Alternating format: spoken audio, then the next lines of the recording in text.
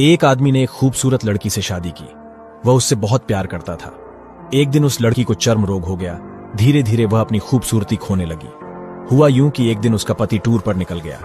लौटते समय उसका एक्सीडेंट हो गया और उनकी आंखों की रोशनी चली गई। हालांकि उनका वैवाहिक जीवन हमेशा की तरह चलता रहा, लेकिन जैसे जैसे दिन बीतते गए उसकी खूबसूरती धीरे धीरे कम होती गई। यह बात अंधे पति को पता नहीं चली और उनके वैवाहिक जीवन में कोई अंतर नहीं आया।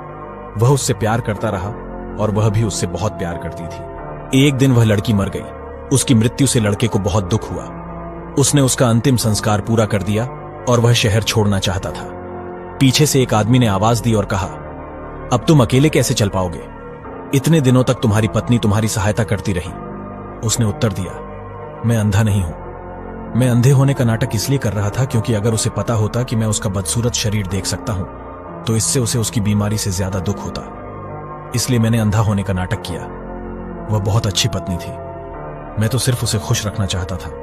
कहानी का सार, कभी कभी खुश रहने के लिए अंधाधुंध व्यवहार करना और एक दूसरे की कमियों को नजरअंदाज करना हमारे लिए अच्छा होता है। यदि आप मुझे फॉलो नहीं कर रहे हैं तो शायद आप मुझे कभी ना देख पाए। अगर आपने फॉलो किया है तो बधाई हो, आप हर रोज कुछ नया सीख रहे हैं।